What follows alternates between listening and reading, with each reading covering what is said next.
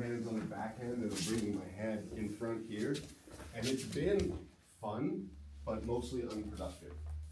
Today we're going to change this, we're going to make it productive. I'm going to go 2-on-1 on the lead hand, which I think is a grip that's really attainable, really easy to get. And I'm going to do the same thing, but you'll notice I'm kind of exposing the single leg or the back. Chris can go easily to my back or to the single leg from here. I don't care. I have two hands on his arms still.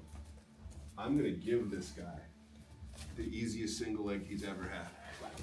And I'm going to scoop to my Kimura right off. This might not be the best strategy, but it's a strategy. 2-on-1. Ooh, he goes to his leg. I lock my Kimura and I'm already in the Sumi Gaeshi. Sumi Gaeshi just means I have a hook on the inside leg and I can throw this foot forward and I'm going to boom, sit to my butt and hit the takedown. A bunch of things can happen from there. But we're going to start here. 2-on-1, boom, lock my Kimura. Look, if his head's on the inside here, different game. If his head's on the inside, it's going to be kind of weird. That's okay. Come on. All right, we'll start with the head on the outside.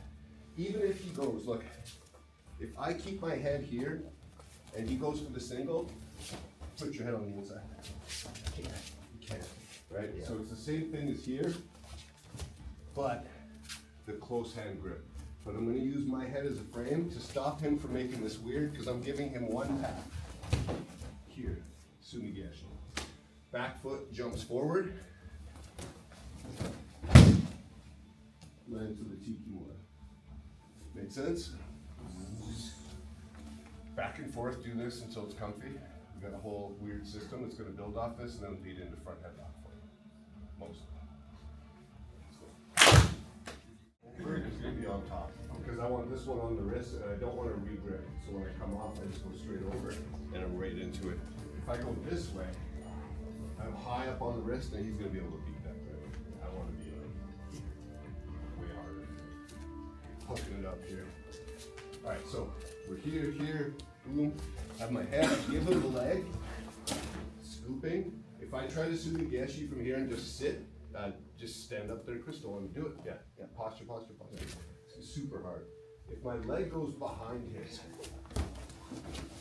right, I have a lot more power from that, from the roll. So I'd never really been taught this, but saw it on YouTube. I'm like, that actually makes a ton of sense. Instead of, because I used to always just kind of sit and like, I felt like I was reefing. This just feels like gravity's working. It's like, it's a small thing, but I can feel the difference. You can for sure. Yeah. So really, it's a small detail, but I think it matters here.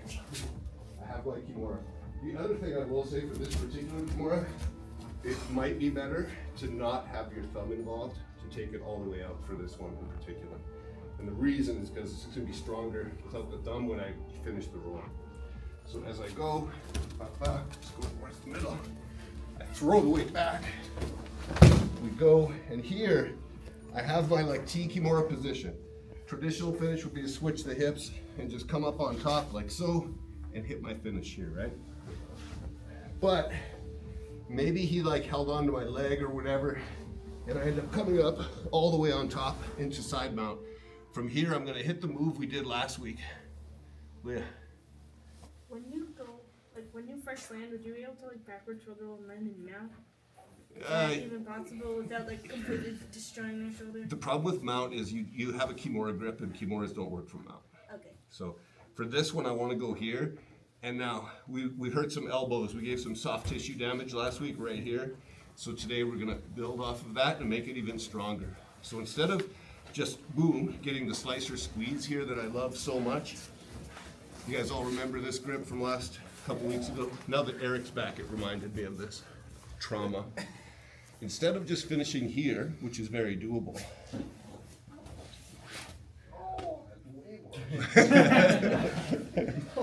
Way worse, right? There's like way more trauma. It's fun, it's good. We're having fun. It's good. Yeah, that's crazy. Caleb, Can he not follow you? he can try. I'm gonna try. Try. So here, this is like, there's another option, right? If he holds onto my leg in the Sumi Gaeshi here, he's got it This is why we end up in this position. To reinforce everything. He's following me, he's doing a good job. He's doing a really good job. He's gonna win. He's gonna win. It's really hard. I think it's because like he's on the outside, I'm on the inside. I should always win. I have less movement to do. You got like, and I'm just like chilling. And even if I could follow you, all you have to do is squeeze the slicer. Yeah, I'm always being really nice, like not squeezing. So I think it's a good option. So the details we're working on now. Boom, here. I give him the leg. I sit my Kimura, roll my foot behind. He's gonna hang on to the leg just for fun. It's hard to do now because I lost my momentum, but heist up, bridge over top, and we're gonna land straight into our power Kimura. From here, I'm just gonna walk the hips around the head and get to this position. You're gonna have to take some pressure off, otherwise his shoulder's gonna break.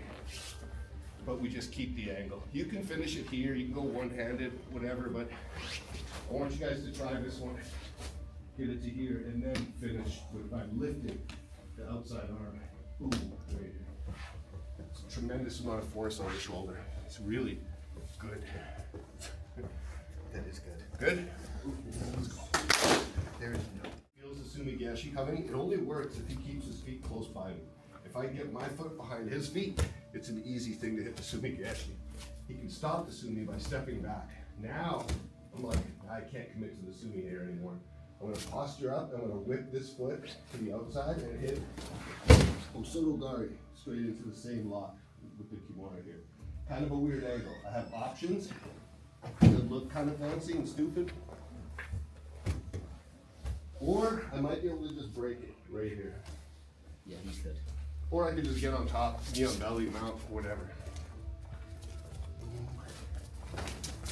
Ooh, he steps away. No more Sumi. I might get a Sumi here actually. Yeah. No, it feels weak.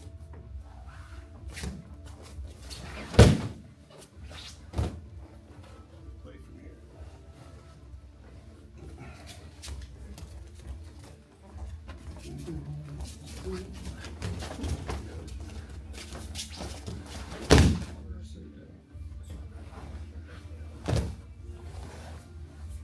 Make sense?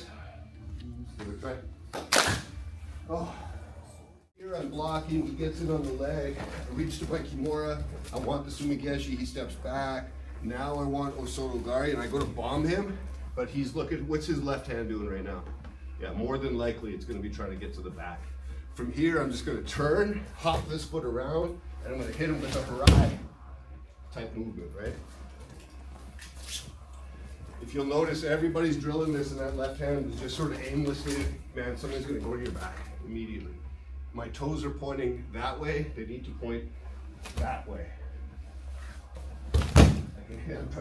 It's really, it feels like I'm gonna kill someone if I land on with that Kimura. I'm really nervous about it. So I'm not, this is new to me too. Here. Oh, if you Osoto, bomb them, right? You don't even have to hold on to the other. Just bomb them, get on top. Like whatever works, man. Like there's, maybe hanging out here is risky, you know? Especially if he's like these guys were exploring getting to the back. This is great, but if this elbow slips out, yeah, I got a crappy wrist lock, I got nothing. It's gonna be hard for me to heist my way back up on top. I don't wanna do all that. So start now thinking, just major throw. Harai-Goshi, bomb him, land on top.